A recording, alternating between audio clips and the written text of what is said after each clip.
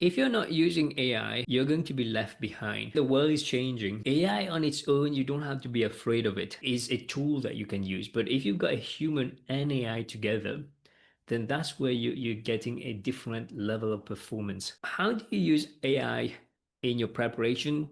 This is the SCA companion that I'm going to give you access to this. So there is AI prompts that's plug and play that you can use in it. So what you do is you just copy this AI prompt. So let's say you want to get more analysis of your consultation in terms of how are you taking your history? Is it focus? So you take that, you copy it, and then you upload the transcript of your recording. So if you're doing a role play with a colleague, with a consent, record the role play. And then if you do it on Teams or on Zoom, you will get the transcription. You just upload it on ChatGPT, for example, with a prompt. And ChatGPT is going to analyze your consultation and will give you the feedback. So it will tell you based on, for example, the relevance of your questions, the clarity, and even give you a summary of your ratings and turn that information into actionable insight. So this is how you can use it, especially if you're doing some role plays in your study group and you want to get a different perspective. Now, ChatGPT can make mistakes, so you just have to be careful about what you're getting because it might not be 100% accurate, but at least you get a different perspective. Does that make sense so far? Yes, it does. Right. But I was also wondering if you could explain a bit more about the, you mentioned some prompt and then asking for feedback. If you just could show us So possibly, yeah, or so do you see the prompt here? So what you do, you copy that prompt okay. and then you paste it in when you use ChatGPT, you paste it. So where you Where do do I that, get these prompts from? so it's in the SCA companion. So I will share the link with you now so you Oh, can actually okay, get sure. access to that. Oh, perfect. Okay. Okay, thank you. And if you're doing a role play with a colleague, you get the consent to do that. So you can do that. But I would not recommend using any patient information on the chat GPT because that's not um, something that you're allowed to do. You can just copy the whole transcription and paste it with the prompt. And the chat GPT is going to process it.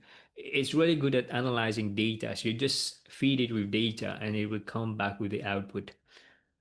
Okay, so you see how I've done it? I've just copied it and pasted it here with the transcription of the consultation. Okay, so then it gives you the summary and the actionable tips as well. Okay, so this is Dr. Sunita Beffi. She passed her exam with score of 87.5 in her first attempt, and she found the most useful part of the program was to use the SCA companion, which I've shared with you the link you can access.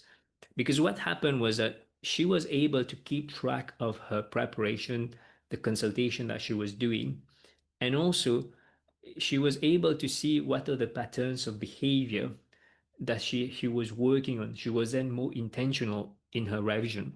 So many times I've seen trainees, they just do cases here and there. But the thing is, our mind is designed to forget things. So 90% of what cases that you're doing, you're going to forget it in a month or two.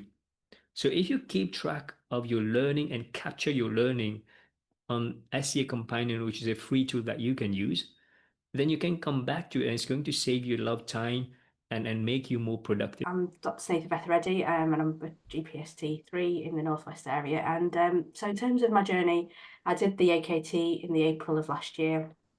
I was kind of planning to do the SCA in September. That was my initial planning.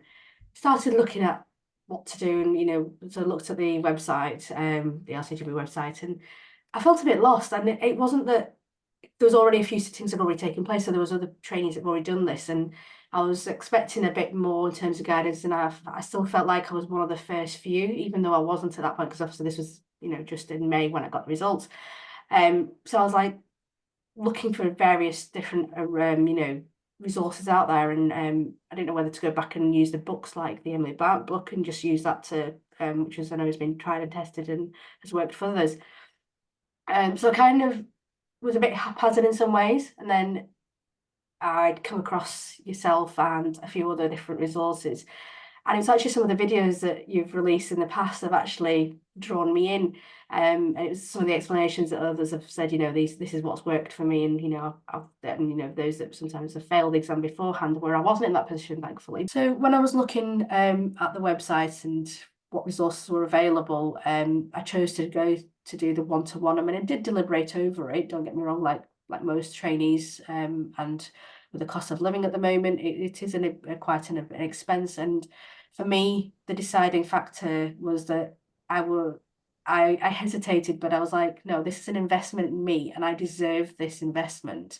And I didn't want to sit the exam the second time round, and I was prepared to put the money first and say, no, I'm going to do this, and I'm doing this for me, because if I fail and have to do the exam, then it's another expense. I'd rather spend it now up front, knowing that I don't have to do the exam another time.